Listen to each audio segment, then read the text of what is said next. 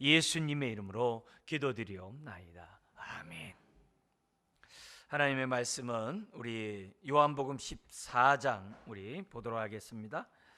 요한복음 14장 우리 16절에서 17절 두 구절 우리가 좀 살펴보려고 합니다. 172페이지 14장 16절 17절 우리 같이 한번 한 목소리로 읽겠습니다.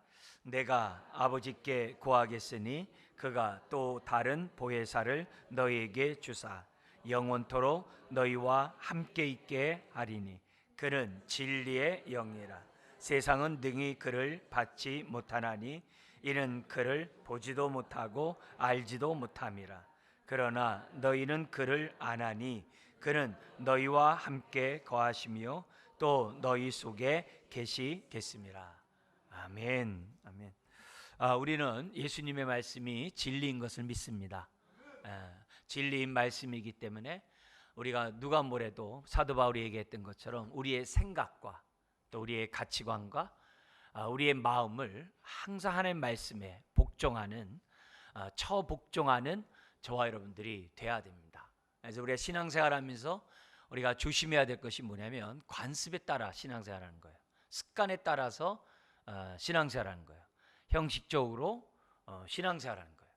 우리 안에 계시는 성령님과 우리가 교통하지도 않고 또 물어보지도 않고 내 생각, 내 경험대로 살아가고 또 행동하고 생각하고 판단하는 것이 굉장히 위험합니다. 그런 의미에서 이런 강림절을 통해서 다시 한번 우리와 함께 하시는 성령님을 생각하는 것이 저와 여러분 모두에게 유익이고 또 하나님이 기뻐하는 시간이라고 믿습니다. 주께서 이 자리에 여러분들을 이제 불러 모아 주셨는데 우리 안에 계시는 성령님, 무엇보다도 예수님이 뭐라고 말씀하신 게 제일 중요하잖아요. 그죠? 사람들이 뭐라고 얘기하기 전에 예수님이 성령님에 대해서 뭐라고 말씀하셨는가? 물론 이제 구약에도 우리 성령님에 대한 말씀이 너무 많죠. 그죠? 1장 2절에서부터 우리 하나님이 세상을 창조할 때 성령님이 이 수면 위로 운행하시면서 창조하셨다고 그러거든요. 그러니까 창조 사역에서부터 성령님이 역사를 한다고 한다면 우리가 너무나도 많이 있겠습니다만 그래도 가장 기본적으로 우리가 알아야 될 것은 성령님이 예수님 말씀하신 성령님이 어떤 분이냐, 이게 이제 굉장히 중요한 거죠. 그래서 요한복음 3장 같은 데서는 물과 성령으로 거듭나지 않으면 하나님 나라를 볼 수 없다. 그러면은 저와 여러분들이 물과 성령으로 거듭나야 한다는 이 사실을 우리가 깊이 인식하는 게 굉장히 중요해요. 왜 중요하냐? 내가 예수 그리스도를 믿고 내가 신앙생활한 내 자신이 내가 거듭났기 때문에 이렇게 신앙생활하는구나. 근데 이 거듭나도록 성령님이 나와 함께 하셨구나. 우리가 성령에 이제 초점을 둬서 이렇게 말씀을 나눈다면 성령님이 나로 하여금 거듭나게 하셨구나. 이걸 생각하면은 이 자체가 이제 이게 전율이 이렇게 나는 거죠. 내가 하나님의 은혜 속에서 물과 성령으로. 요한복음에서는 똑같은 단어를 두 개 쓰므로 강조를 해요. 그래서 영과 진리 이런 식으로 뭐든지 이렇게 이 두 가지를 써가지고 그 단어를 강조를 합니다. 그건 이제 두 개의 얘기가 아니라 같은 단어를 이렇게 두 가지 측면에서 이제 설명하는 거예요. 그래서 통으로 이해를 해야 되고 나눠서 얘기하는 게 아니라, 그래서 물과 성령으로 거듭나라는 그것이 바로 그 뒤에서는 성령으로 거듭남으로 얘기하거든요. 그러니까 우리들이 거듭날 때마다 성령님이 함께 하셨구나 뿐만 아니라 거듭나는 것으로 끝나는 게 아니라 나를 믿는 자는 그 배에서 생수의 강이 흘러나리라 했잖아요. 그게 성령님에 대해서 말씀하신 거라 그랬거든요. 그러니까 우리가 거듭난 것으로 성령님이 끝난 게 아니라 내 안에서 솟아나는 샘물이 되어주신다라고 약속하신 거예요. 그러면 이걸 우리들이 믿으셔야 되는 거예요. 이걸 우리들이 신앙생활하면서 이걸 믿고 내 심령이 메마르지 않도록 항상 우리들이 나의 심령 상태를 이렇게 관리하는 것이 굉장히 중요해요. 우리가 예수 그리스도를 믿을 때 모든 영이 구원을 사모하잖아요. 그잖아요. 구원을 사모하는 그 마음이 다 있단 말이에요. 우리 그 간수처럼, 오늘 빌립보 간수처럼 은혜를 사모하는, 구원을 사모하는 그 마음이 다 있어요. 근데 그것으로 끝나면 안 되거든요. 왜냐하면 우리가 거듭남으로 끝난 게 아니라 거듭나게 하신 성령님이 우리 안에서 솟아나는 샘물이 되셨다는 걸 우리가 생각해야 되는 거예요.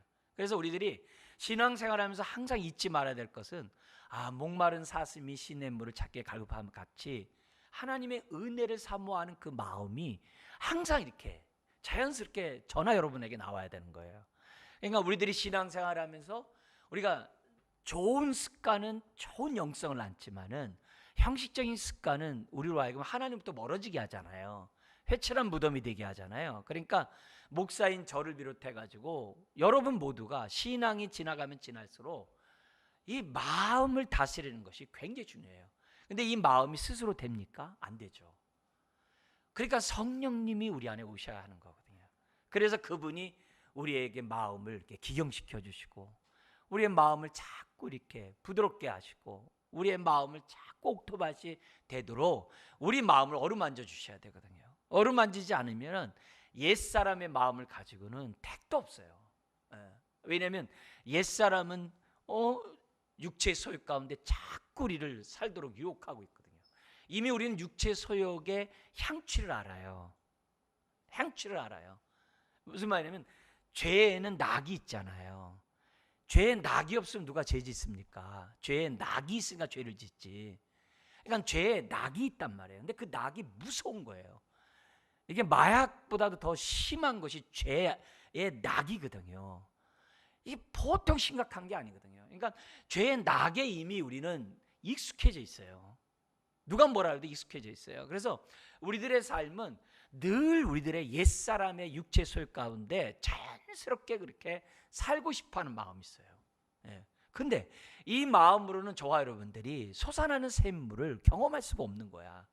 이게 안 돼요. 안 돼요. 신분이 우리가 딱 바뀌어서 새로운 피조물 되어서도 내 삶이 솟아나는 샘물이 없으면 내가 성령의 소욕대로 살 수가 없어요. 안 됩니다. 누가 회개할 수 있어요? 누가 믿을 수 있어요? 누가 깨달을 수 있어요? 안 돼요. 저라도 그게 스스로 됩니까? 전부 다 맘다. 될 수 없어요. 목사도 안 되는데 여러분 되겠습니까? 안 돼요. 그러니까 매 순간 우리들이 뭐냐면 시편 119편에서 얘기하잖아요. 말씀을 대할 때마다 내 눈을 열어달라고. 또 말씀을 대할 때마다 나에게 말씀에서 빛이 비춰 내 마음에 비추게 해달라고. 그렇게 하잖아요. 그러니까 목사님 저 자신도 항상 말씀을 준비할 때 항상 그런 마음으로 전할 때도 빛이 비춰지도록 항상 그런 마음으로 해요. 근데 빛을 좋아해야 되는데 빛을 싫어한다고. 어떻게 있으면요, 옛사람 가운데 육체 가운데 살아가면 요한복음 1장처럼 자꾸 싫어해요. 듣기 싫어요. 말씀 앞에 나오기 싫어요. 그게 우리 인생이에요. 회개? 아무나 못합니다. 천지개벽이 일어나도 회개 안 됩니다. 성령님이 만져주셔야 회개합니다. 안 됩니다. 내가 의지한다고 될까요? 안 됩니다. 성령이 나에게 만져주시고 역사할 때 회개가 되는 거지 안 됩니다. 그래서 우리는 본래 말씀을 멀리하는 게 우리들의 죄성이에요. 목사라고 해가지고 말씀 늘 막 사모하고 가까이 가는 줄 아십니까? 그렇지 않아요. 나를 복종하지 않은 말씀 앞에 못 가요. 말씀을 준비해도 나를 복종하지 않은 말씀이 내 마음에 비춰지질 않아요. 않습니다. 성령님이 나를 복종해서 하나님 말씀에 귀 기울이도록 도와주셔야 말씀 앞에 다가설 수 있는 거고 깨달을 수 있는 거고 내 것이 되는 거예요. 그렇지 않으면 이 말씀이 바리새인처럼 회칠한 무덤이 되는 거예요. 우리가 이제 머리만 커진다고 그러잖아요. 자기 경험만 저거 한다고 그러잖아요. 그렇지 않아요.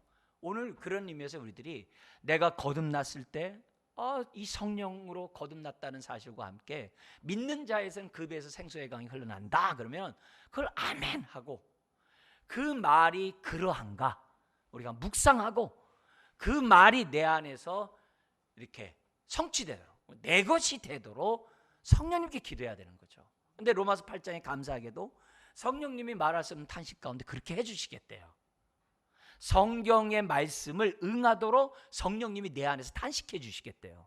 그러니까 감사합니다. 그러니까 우리가 싫어도 은혜 자리 나가고 괴로워도 은혜 자리 나가고, 내가 고통 중에 있어도 은혜 자리 나가고, 내가 슬퍼도 하나님 앞에 엎드리는 것이 굉장히 중요해요. 왜냐하면 그렇게 하면 성령님이 하나님 앞에 기도한 내용을 내 영이 들어요. 내 영이 감화감동돼요. 나도 모르는 사이에 이 성령 충만하면 내가 기도하는 그 내용들이 놀랍게도 말씀에 따라 기도해요. 놀랍게도 내 형편에 따라 기도해요. 그게 맨정신으로 됩니까? 자기 할 일 다 하면서 됩니까? 안 됩니다. 안 됩니다. 내가 멀쩡히 막 놀다가 갑자기 무슨 막 샬라샬라하고 막 그렇게 됩니까? 안 됩니다. 시간을 들여가지고 하나님 앞에 가까이 가서 엎드리고 또 엎드리고 또 엎드리고 그래야 돼요. 안 됩니다. 그래서 우리가 30일이든 40일이든 100일이든 그냥 시간을 정해놓고 꾸준히 이렇게 기도하는 그것이 굉장히 중요해요. 그게 은혜가 임해요. 그게 은혜가 임해요. 제 목회자로서 제 경험 얘기는 잘 안 하잖아요. 그죠? 잘 안 하고 뭐 이렇게 뭐 환상 얘기 이런 얘기 잘 안 하잖아요. 그런 얘기 안 하는데 제가 그래도 얘기하는 건 있어요. 뭐 얘기하냐? 하나님 은혜 받을 때 갑자기 받았느냐? 그렇지 않고 꾸준히 했을 때 은혜를 받았다고 그랬어요. 그 얘기는 제가 많이 합니다. 많이 합니다. 제가 지금도 잊지 못하는 사건이 있어요. 뭐냐면은 제가 이제 목사가 돼가지고 지금 이제 어느 교회 이제 부목사가 해가지고 이제 40일 철야를 갖다 1년에 3번 하던 그런 이 교회예요. 그러니까 11시부터 2시까지 집회 인도를 하고 부교육자들 인도하고 거기서 교회 이제 의자에서 이제 잠을 자고 새벽 예배를 하는 이제 그런 걸 이제 1년에 3번씩 했어요. 그러니까 120일씩 기도를 그 교회에 있는 동안에 했는데 남은 시간에 뭐 하겠어요? 그죠? 우리 3시간 기도 끝난 다음에 뭐 잠이 뭐 금방 이렇게 혹해 옵니까? 뜨겁게 기도했는데 뭐 그냥 쓰러지지 않잖아요. 그러면 말씀을 갖다가 놓고 기도할 때 우리가 기도할 때 목회자들은 말씀들을 많이 마음에 묵상하고 마음에 새겨놨잖아요. 그러면 기도할 때 이제 기도줄이 잡히게 되고 이렇게 하다 보면은 내 문제를 놓고 기도할 때도 기도줄이 잡히지만 말씀이 나에게 임했을 때 오는 기도줄이 있다고요. 근데 기도줄이 하나님 말씀을 딱 깨닫고 지금도 아주 생생해요. 에베소 2장 1절 3절이에요. 허물과 죄로 죽었던 너희를 살렸다는 얘기예요. 너무 잘 알잖아요. 그거 모르는 사람 어디 있어요? 그 말씀에 다들 은혜 받고 여러분도 예수 믿고 그러지 않았습니까? 근데 똑같은 말씀이고 똑같은 저건데 그 말씀이 저에게 이렇게 불러오는 거예요. 그때 뜨거움 속에 뒹굴면서 하나님 앞에 뭐라고 했냐면 저 목사예요 이런 말까지 했어요. 뭐냐면 죄의 실체를 보여주시는 거예요. 죄에 대해서 얼마나 잘 알아요. 그잖아요. 회개 또 얼마나 많이 했어요. 근데 죄의 실체를 딱 보여주는데 숨을 쉴 수가 없어요. 너무 막 그 투쟁이 굉장히 힘들었죠. 얼마나 많은 시간 했겠어요. 제가 목사요까지도 했다니까요. 제가 목사님, 하나님 저 목사예요. 저 목사라고요. 목사. 그래서 회개도 했고 뭐 다 믿고 다 했다고요. 저 목사라고 막 그렇게까지. 근데 한 번 그 죄, 그 나의 그런 모습을 이렇게 딱 보여주시니까 죄가 뭔 줄 알겠더라고. 목사인데 얼마나 많이 회개하고 많이 저거 했는데 그게 다른 거예요. 똑같은 그 문제라더라도 성령이 이렇게 역사하는 그 순간은 이게 다른 거예요. 똑같은 말씀이라도 다른 거예요. 우리가 알면 얼마나 그 깊이를 알겠어요. 그죠? 우리가 알면 그 사랑을 내가 알겠어요. 바울이 그 사랑의 깊이와 높이와 넓이와 길이가 어떠함을 알게 달라 기도했잖아요. 우리가 얼마나 알겠어요. 또 얼마나 기도했겠어요. 얼마나 기도했겠어요. 나를 이기지 못하는데 무슨 사랑을 안다고 얘기를 해요. 에? 나 하나도 이기지 못하면서 내가 무슨 주님의 사랑을 안다고 얘기를 해요. 말 같지 않은 소리죠. 나 옛사람도 하나 복종 못해가지고 순종도 못하는데 무슨 주의 사랑을 아니에요 그렇게 얘기를 해요. 말도 안 되죠. 그러나 그 사랑이라도 작은 사랑도 딱 깨달으면 숨을 못 쉬어요. 그 뜨거움에 사로잡히면 숨을 못 쉬어요. 그래야 사랑을 조금 알아야 그나마 조금 그래도 우리가 겸손하게 신용이라도 내는 거예요. 어? 조금이라도 겸손하는 거예요. 좀 더 가면 교만하니까 조금씩. 그러니까 교만할 때쯤 또 엎드리고 또 교만할 때 또 엎드리고 그러면서 사는 거예요. 그러면서 신앙생활하는 거예요. 그렇게 말씀 앞에 가까이 나아가야 되는 거예요. 그래서 성령이 임하면 내 속에서 솟아나는 샘물이란 그것이 그냥 글로 이해하면 안 돼요. 네. 솟아나는 샘물이 돼야 내가 이렇게 보혈로 깨끗게 됐구나. 내가 참 정결케 됐구나. 야, 어떻게 나 같은 자가 이 은혜 받냐. 그런 것들이 나에게 이제 그게 내 몸으로 이렇게 와닿는 거예요. 그런 경험이 없다고 구원받지 못한다 이런 얘기하는 게 아니에요. 조금이라도 내 안에 계시는 그 성령님이 말씀을 통해 역사할 때 그 말씀의 의미를 100만 분의 1이라도 좀 깨달으면 좋겠다 이게. 네? 우리가 이제 발목만 아니고 무릎이고 허리고 완전 잠기도 기도하잖아요. 아니 발목만이라도 잠기는 은혜를 받았으면 좋겠다. 이게 목사의 심정이에요. 왜? 그 사랑이 너무 놀랍기 때문에 말로 우리가 가지고 사랑하지만 제대로 깨달으면 사랑이란 사자도 못해요. 모르니까 사랑한다 그러고 모르니까 우리가 순종한다 그러고 할렐루야 이러고 이러지. 알면 할렐루야 할 자도 못해요. 하나님 앞에서 우리들이 겸비한 마음을 가질 수 있는 은혜를 우리들이 저와 여러분들이 받으셔야 돼요. 그래서 주님이 나를 정말 사랑하셨구나. 정말 독생자를 주셨구나. 맞다. 근데 뭘 봐야 돼요? 허물과 죄로 죽은 내 모습을 봐야 돼요. 마음과 육신이 원하는 대로 살아가는 내 모습을 봐야 돼요. 세상의 풍습 가운데 살아가는 내 모습을 봐야 돼요. 세상 풍습 가운데 가치관 가운데 살아가는 나의 죄의 모습들을 봐야 된다고. 그래야 허물과 죄로 죽었던 저와 여러분들이 할렐루야 하고 살아나는 거예요. 숨을 쉬는 거예요. 여러분 육에 숨을 쉬는 것이 숨 쉬는 겁니까? 우리 믿는 사람은 영이 숨을 쉬어야죠. 영이 숨을 쉬어야죠. 영이 숨을 쉬어야 그게 영혼이 잘 되고 같이 범사 잘 되는 거지. 영혼은 그냥 무관심하고 영혼은 피폐하기 짝이 없는데 육신의 몸에 호흡만 가지고 우리들이 살아간다라고 얘기하면 그건 살았다나 죽은 자죠. 죽은 자죠. 아니죠. 그러니까 우리가 이런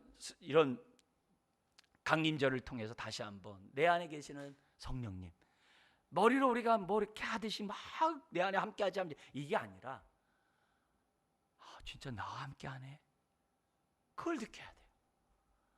함께하셔서 여러분 여기 볼 때 보혜사라고 그러잖아요. 이 보혜사가 변호사라고도 이제 우리는 이제 보호해주고 은혜를 베푸고 가르치는 그 사자, 스승사자서 보혜사 그렇게 얘기하잖아요. 그 성령의 역사를 갖다 이렇게 딱 묶어서 해놓은 거예요.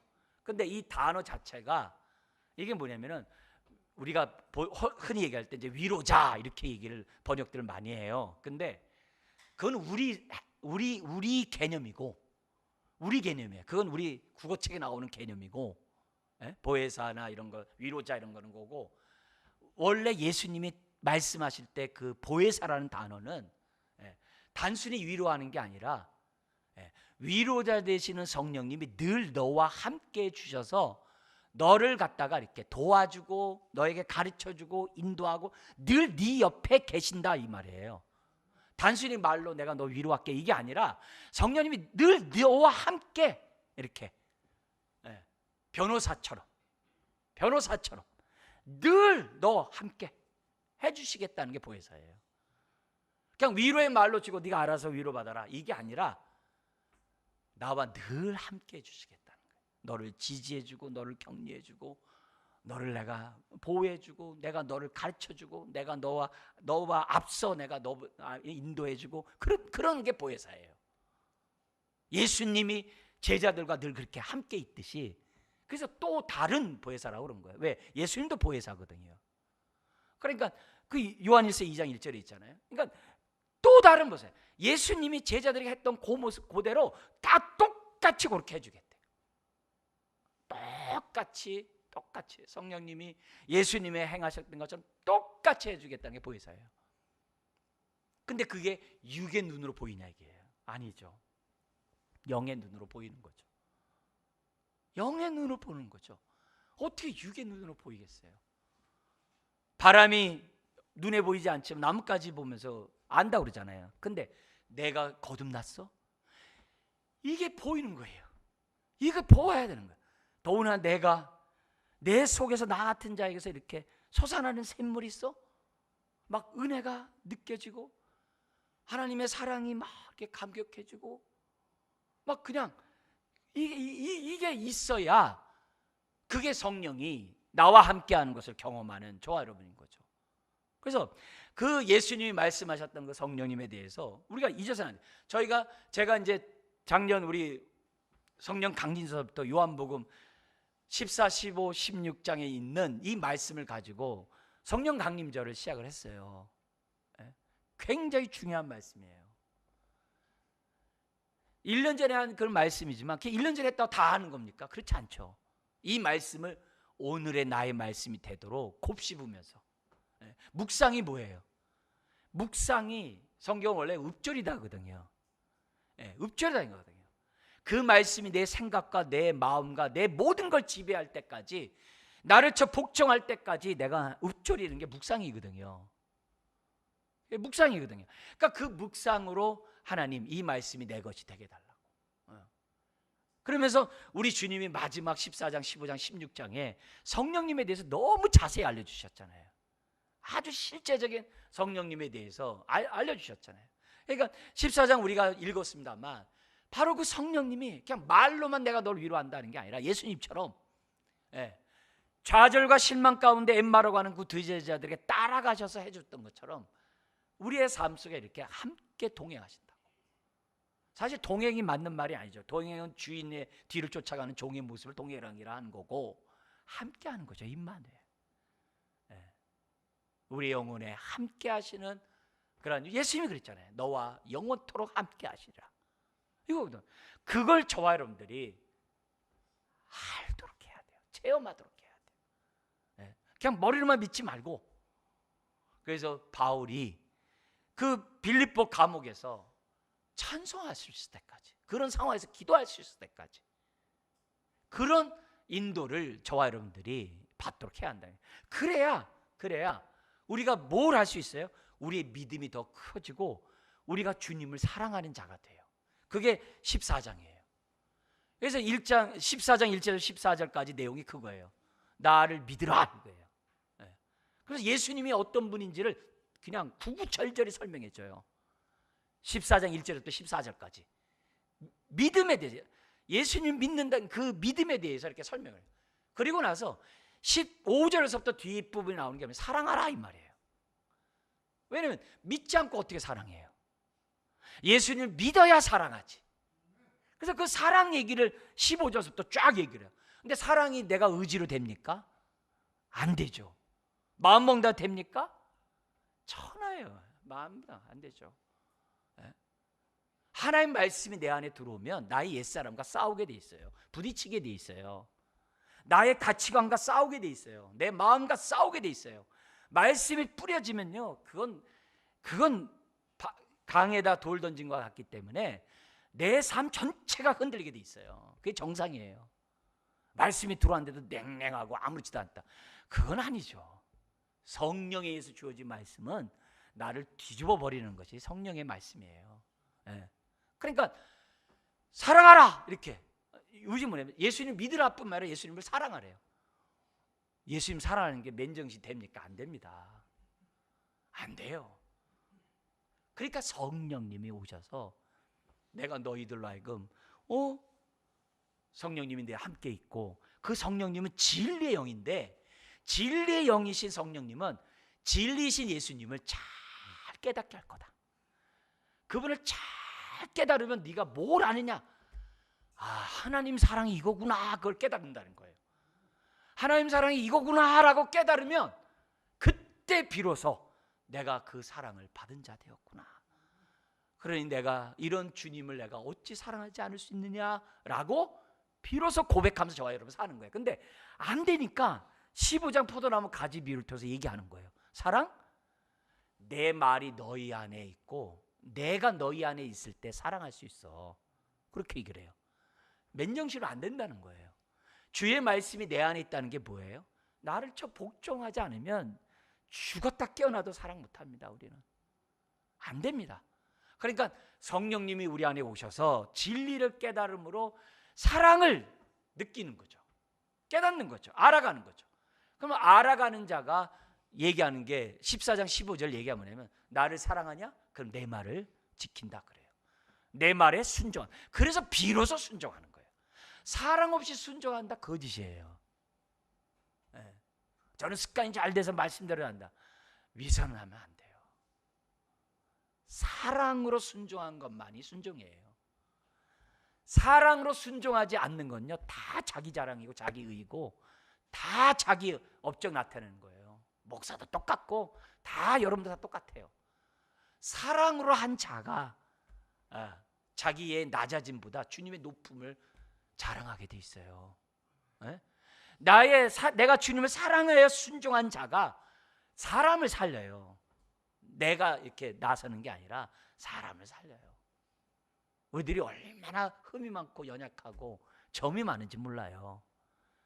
우리가 고칠 게 한두 가지가 아니에요. 근데 성령이 우리 안에 오셔가지고 우리로 하여금 주님을 사랑하게 하고 주의 입에서 나오는 말씀에 순종하게 하고, 순종이 안 되니까 어떻게 돼요? 주의 말씀이 내 안에 들어와서 나를 복종하게 하고, 그래야 비로소 우리가 어떻게 돼요? 사랑하는 저와 여러분들이 된다는 거예요. 그게 15장의 포도나무 비유에서 우리들에게 가르쳐주는 그런 모습이에요. 그러면서 우리의 그 다음 기절 15장 끝에 나가는 게 뭐냐면 약한 자를 강하게 해준대요, 성령이. 그럼 믿어야 돼요. 약한 나로 강하게, 그걸 믿으셔야 돼요. 우기면 안 돼요. 나는 약해요. 나는 약하다고요. 이러면 안 돼요.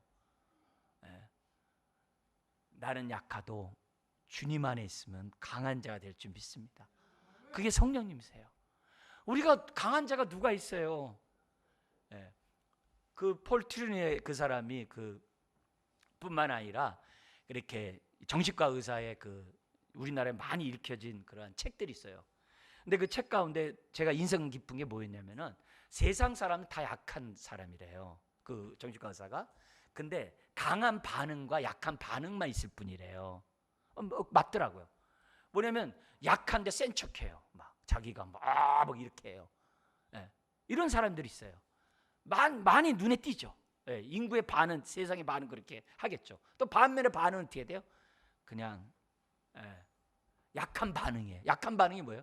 비협조하고 뒷담화하고, 내가 사람에게 내가 해를 그냥 이렇게 하고 막 뒤에서 막 하고, 그렇게 약한 반응이 있겠죠. 근데 그 사람이 한 얘기가 뭐냐면 모든 사람은 약하다는 거예요. 근데 성경에 있잖아요. 우린 다 약한 그릇이라잖아요. 연약한 그릇이라 그러잖아요. 근데 아내는 더 약한 그릇이라잖아요. 그러니까 이게 남자도 약한데 여자는 더 약하다고 그러잖아요. 그러니까 여성이 더 은혜를 많이 받아요. 왜요? 그만큼 성령을 더 느끼니까. 그래서 믿음 가운데 살아가는 우리 여성도들의 신앙은요, 우리 한국계 120년의 역사 속에 증명이 됐어요. 이미 우리 교회에서도 증명이 됐어요.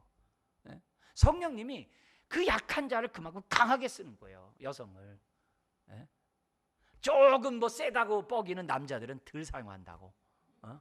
그러니까 근데 이 남자마저도 약하다고 성경에 기록되어 있는데요. 그러니까 저와 여러분들은 약해요. 빠졌어요. 약해 빠졌다고. 그래서 누가 이렇게 막 그냥 넘어지고 막 이렇게 상처받으면 너 왜 넘어져 이렇게 할 자격이 없어요. 우리 다 그런 사람들인데. 그러지 않은 사람 어디 있어요? 돌불에 다 넘어지는데, 잘못하면 다 체하는데. 저와 여러분 가운데 그렇지 않은 사람 누가 있겠어요? 센 척하는 거지. 근데 성령님이 이렇게 함께 하시면 정말 약한 자가 강한 자가 돼요. 강한 자가 돼요. 우리가 여성 중에서 제일 센 여성이 마리아잖아요. 그렇잖아요? 예수님의 모친이 마리아잖아요. 마리아는 그 처녀에서 잉태한다는 그 모습이 그 사회 시절에 뭘 얘기해 주는지 알려주잖아요. 그러니까 이걸 아니까 요셉도 뭐예요? 가만히 끊고자 했잖아요. 굉장히 의로운 사람이에요. 자기 아내를, 사랑하는 아내를 정혼했다는 얘기는 그건 결혼이거든요. 가만히 끊고자 할 정도로 그 심각한 문제거든요. 근데 그걸 견뎌낸 여성이에요. 그걸 견뎌낼 뿐만이 아니라 애를 낳아가지고서 결례에 따라가지고 성전에 올라가지고 남자는 40일 여자는 80일 만에 가서 결례 의식을 하거든요. 그때 선지자가 나타나가지고 예수님에 대해서 예언하면서 예수님의 그 십자가의 죽음에 대한 그 고통을 얘기를 해주는 거예요. 그 마리아에게. 마리아가 그걸 듣는 거예요. 가브리엘 천사의 말을 들은 것도 기가 막혔는데 그 말을 들었을 때 그 엄마이면서 또 여성의 그 어머니로서의 마음이 이건 감당하기 힘든 일입니다. 그 보통 여성이 감당할 수 있는 그런 무게가 아니에요. 그건요. 감당 못하는 거예요. 그러니까 마리아가 얼마나 성령 충만한 여인인지를 잉태했을 때부터 막 아이가 뛰놀았다 그러잖아요. 성령 충만해가지고. 그러니까 그런 모습을 볼 때 이 보통 성령 충만한 여인이 아니에요. 그리고 나서 진짜 강한 여자의 모습을 어디서 봤느냐? 십자가 밑에서 봤잖아요. 그잖아요. 만약에 그 당시에 문 여자들이 메시아가 이 땅에 오는데 그 다윗의 후손에 있는 여성들이 내가 다윗의 후손이기 때문에 나를 통해 메시아가 났으면 좋겠다고 하는 그 꿈을 안 가진 여성이 있었을까요? 다윗의 후손에서 안 가진 여성 없었을 거예요. 근데 마리아가 잉태해가지고서 마리아가 어떻게 돼요? 그 모든 3년 동안 예수님에 대한 그 혐오와 예수님에 대한 그 저주의 말들을 그 엄마가 오롯이 다 받았어요. 왜요? 자녀의 고통은 어머니한테는 배가 퍼지게 돼 있거든요. 그건 어쩔 수 없어요. 그 모든 고통을 3년 동안 다 받았다고. 근데 진짜 센 모습이 어디라고요? 십자가 밑에. 그때 여성들이 이렇게 할 수 있겠죠. 만약에 성녀로 잉태되지도 않았고 자기가 성녀로 잉태됐다 뭐 이랬다든지, 가브리엘 말도 듣지도 않는다 가브리엘 말 들었다 이렇게 자기가 거짓으로 꾸며댔다고 해보세요. 마리아가 그래서 자기가 메시아의 어머니다 이렇게 자기가 정신병자처럼 속여가지고 이렇게 했다고 해보세요. 근데 그것 때문에 자기 아들이 영광받는 게 아니라, 육신의 눈으로 영광받은 게 아니라 십자가에 못 박혀 죽었다고 했을 때 그 마리아가 그 제정신이겠어요? 미치죠? 근데 마리아가 거기 성경에 말했다는 규절 있나요? 한마디도 안 해요. 한마디. 진짜 센 여자예요. 자기 아들이 십자가에 죽는 그 순간에 한마디도 안 하고 십자가 밑에 가 있어요. 이게 성령 충만한 사람의 아주, 제가 볼 때 했잖아요, 아주 하이라이트 같아요. 그 상황에서 약한 자를 강하게 하시는 그 주님의 손길이 마리아에서 그냥 빛이 그냥 환하게 나는 거야. 야, 저게 강한 거구나. 저게 강한 거구나. 그 폴리갑이 그 7개 교회 속에서 이제 감독으로 있다가 화형식을 당하잖아요. 폴리갑이 요한의 제자예요. 사도 요한의. 그러면서 회유를 하잖아요. 한평생 나에게 정말 사랑으로 나에게 대해주고 해줬던 그분을 내가 어떻게 내가 배반하냐고. 그래서 화형식에 들어가서 불타서 죽잖아요. 근데 불타서 죽는 그 사람 폴리갑이기 때문에 그래도 지도자이기 때문에 이해가 돼. 근데요, 너무 많은 평신도들, 너무 많은 여성들이요, 얼마나 많은 순교와 짐승의 밥이 된지 몰라요. 그 기록에 돼 있어요. 기록이 나와 있어요. 그러면서 그 평안한 그 모습 때문에 불을 갖다 배나 더 떼라고 하는 이런 글들이 나와요. 다니엘의 세 친구처럼. 그런 속에서도 어떻게 돼요? 강한 자로서 순교를 하거든요. 우리 주기철 목사님도 못 위로 걸어가셨다 그러잖아요. 그래서 일본 사람이 신상 보이는 데서 차로 이렇게 끌고 타고 가면서 다른 사람 아무도 안 본다. 당신은 나밖에 없다. 저기 뭐 고개만 까딱하면 당신 살려주겠다. 1번 순사가 이렇게 회유를 했어요. 근데 가까이 왔을 때 고개를 반대로 휙 돌리셨다는 거 아니에요. 그리고 못 뒤로 걸어가셔서 순교하셨잖아요. 그러면 어떻게 그럴 수 있어요? 나는 못하지만 그 순간에 성령님이 하시는 거예요. 스데반이라고 해서 돌 맞으면 안 아프겠어요? 바울이 돌 맞으면 안 아프겠어요? 많이 아프죠. 죽는데요. 근데 거기서 있잖아요, 강한 모습이 나와요. 근데 그게 성령이에요. 그러니까 우리가 찬송하고 그럴 때 예수 안에 나는 강하네, 예수 안에 우리 많이 부르잖아요. 많이 하잖아요.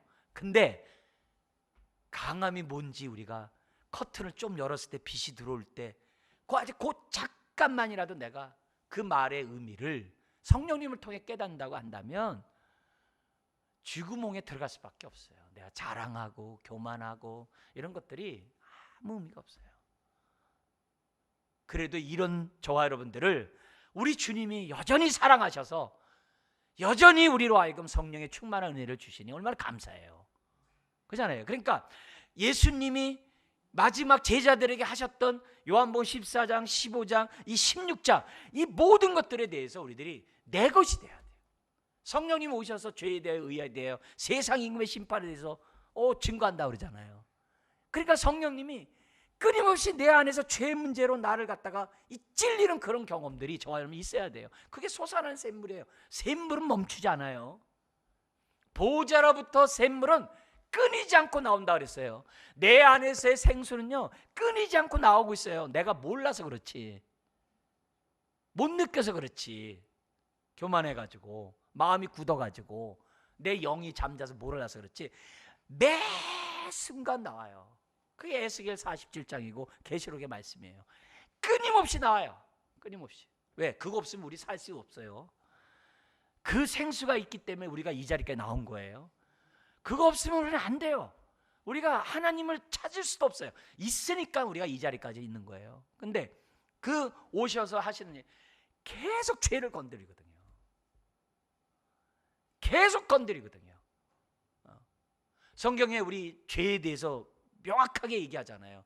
로마서 3장에 10절 이하에 의인 없나니 하나도 없다 그러면서 죄가 뭐냐 하면서 이렇게 쫙 얘기하잖아요. 그죠? 쫙 얘기하잖아요. 하나님의 기준에 이르지 못한 것이 죄래요.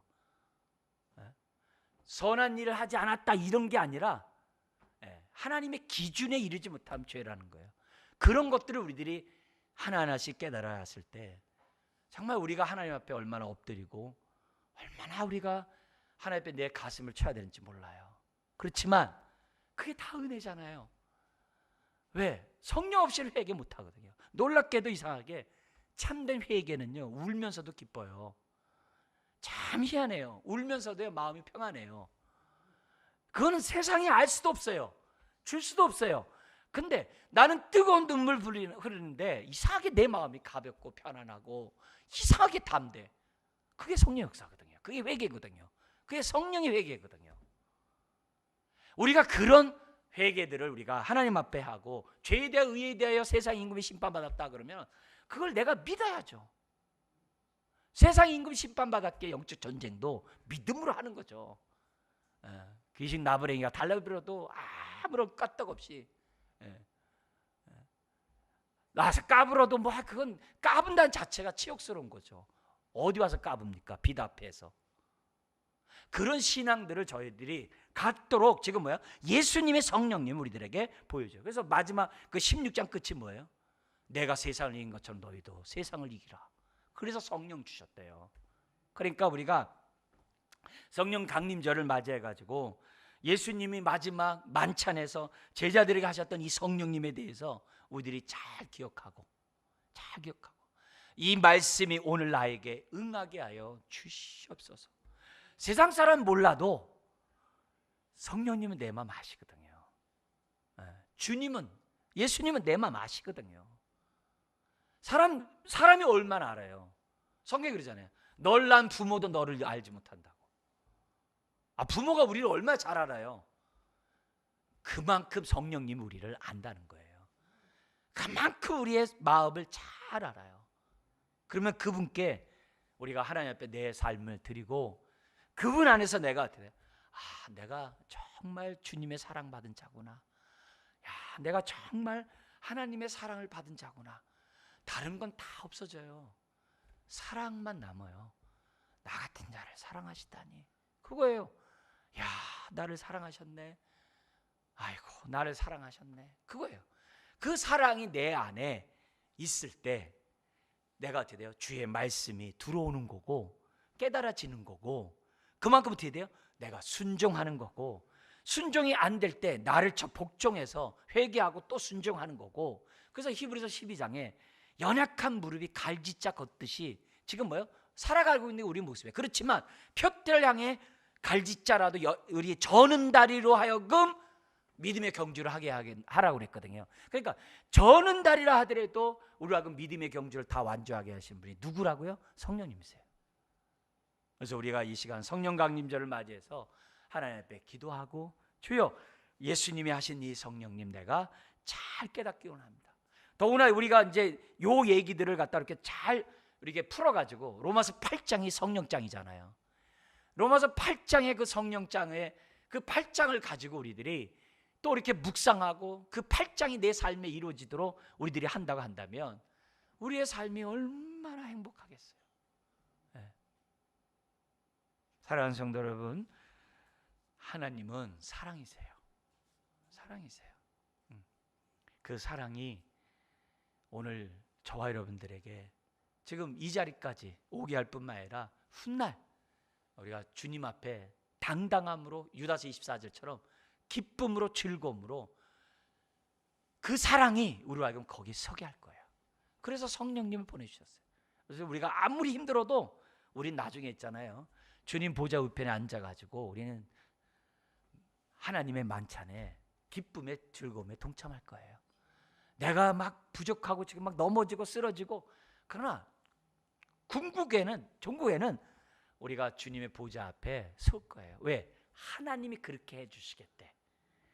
그래서 성령님을 주신 거예요. 솟아나는 샘물이 되게 하신 거예요. 이 은혜가 여러분의 인생 속에서 나와서 여러분의 가정에 강같이 이렇게 흐르시길 바라고, 여러분이 만나는 모든 삶의 여정, 그 힘든 가시밭에서도 이렇게 다 이렇게 넉넉히 이기는 그 능력이 되게 하고, 결국에서는 그 물이 저 땅 끝에 많은 영혼에게까지 다다를 수 있도록 우리 모두가 힘을 합치는 저와 여러분이 되어야 될 줄 믿습니다. 기도하겠습니다. 하나님 아버지, 오늘 우리들에게 성령님에 대한 말씀을 나누게 하시니 감사합니다.